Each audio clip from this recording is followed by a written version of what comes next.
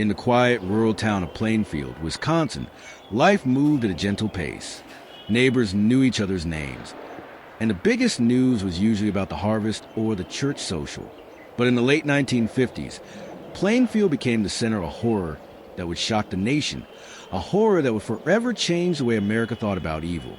His name was Ed Gein. To most, Ed Gein was an odd but harmless man. He was quiet, polite, and always ready to help with odd jobs. He lived alone on his family's isolated, run-down farm after the deaths of his parents and brother. The Gein property, overgrown and neglected, was a place few visited. Children whispered stories about the strange man who lived there, but no one suspected the truth. Ed's story began long before the world learned his name. Born in 1906, Ed was the youngest of two boys. His father, George, was an alcoholic. His mother, Augusta, was a domineering, deeply religious woman who ruled a household with an iron fist. She believed the world was full of sin and did everything she could to keep her sons away from its influence. Augusta's lessons were harsh. Women were instruments of the devil, and salvation required strict obedience and isolation. Ed and his brother Henry grew up in near total seclusion. Augusta rarely allowed them to leave the farm, except for school and church. She read them Bible passages about death and punishment. These lessons left a deep mark on Ed, who idolized his mother and absorbed her twisted worldview. As Ed grew older, the family's isolation intensified. His father died in 1940, followed by his brother Henry under mysterious circumstances in 1944.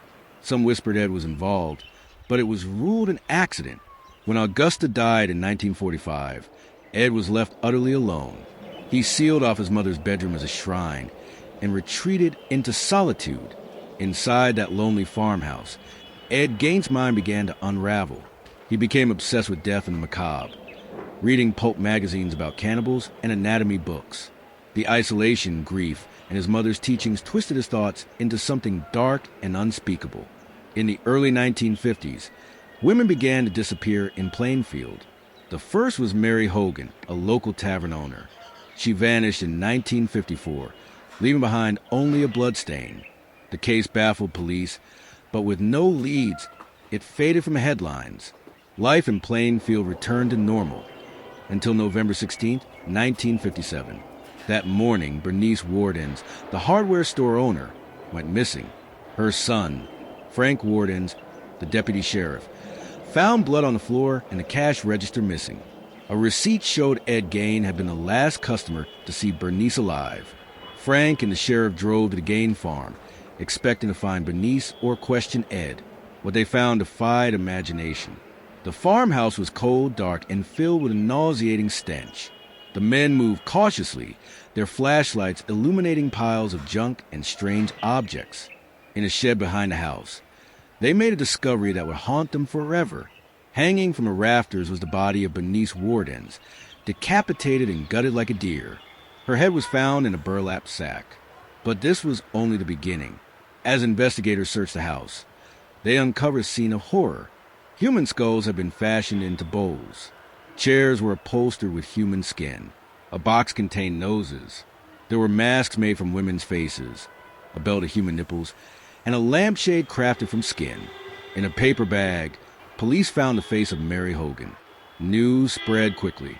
Reporters descended on Plainfield, and the once quiet town became the focus of international attention. The details of Ed Gein's crimes were so grotesque that many refused to believe them, but the evidence was undeniable. Under questioning, Ed Gein confessed to exhuming bodies from local cemeteries. He admitted to digging up recently buried women who resembled his mother, taking their bodies home, and using their skin and bones to create his gruesome trophies. He claimed he was trying to create a woman's suit so he could become his mother. Gein also confessed to killing Mary Hogan and Bernice Wardens, but denied responsibility for other disappearances. The line between grave robber and murderer blurred. Police could not determine how many victims Gein had claimed. Some believed there were more bodies, but searches turned up nothing. The remains found in the house were so mutilated that identification was nearly impossible. The trial of Ed Gein was a national sensation. Psychiatrists diagnosed him with schizophrenia, and declared him legally insane. He was found unfit to stand trial and committed to the Central State Hospital for the criminally insane. Years later, he was briefly found competent and tried for the murder of Bernice Wardens. He was found guilty, but again declared insane and returned to the institution, where he would spend the rest of his life. Ed Gein died in 1984, but his legacy endures. His crimes have inspired countless books, movies, and TV shows. The character of Norman Bates in Psycho, Leatherface in the Texas Chainsaw Massacre, and Buffalo Bill in The Silence of the Lambs all draw elements from Gein's life. Most recently, Netflix's Monster series has brought his story to a new generation.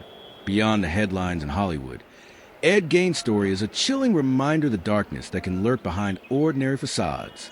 Neighbors describe him as polite, even helpful. No one suspected the quiet man in the worn flannel shirt was capable of such monstrous acts. The Gein farmhouse was eventually destroyed by fire. The land is now empty, overgrown with weeds. But the memory of what happened there lingers, a ghostly presence that haunts Plainfield to this day. For the families of Mary Hogan, Bernice Wardens, and others whose graves were desecrated, the wounds have never fully healed. The horror of Ed Gein's crimes shattered the illusion of safety in small-town America. It forced the nation to confront the uncomfortable truth that evil can exist anywhere. In the years since Gein's arrest, criminologists and psychologists have studied his case, searching for answers. Was it his mother's influence, his isolation, or a deeper madness? The answers remain elusive, lost in the shadows of Gein's fractured mind. Today, true crime enthusiasts and horror fans continue to be fascinated by Ed Gein. His story is retold in documentaries, podcasts, and online forums. The artifacts recovered from his home, now locked away in evidence rooms and museums, are grim reminders of the case that changed American crime forever. For the people of Plainfield, the story is not just a legend. It is a living memory, a scar that time has not erased. Some refuse to speak of it, while others share their memories in hushed tones. Ed Gein's legacy is complex. He was not a prolific serial killer. His confirmed victims numbered only 2. But the depravity of his actions, the violation of the dead, and the psychological horror of his crimes set him apart. He became the archetype of the American bogeyman, the inspiration for monsters both real and imagined. As Netflix's Monster series brings the story to a new audience, viewers are reminded that the line between fiction and reality is often thin. The true story of Ed Gein is more disturbing than any movie, more haunting than any legend. It is a story of loneliness, madness, and the terrible things that can happen when darkness is left unchecked. Ed Gein, the real monster behind the mask.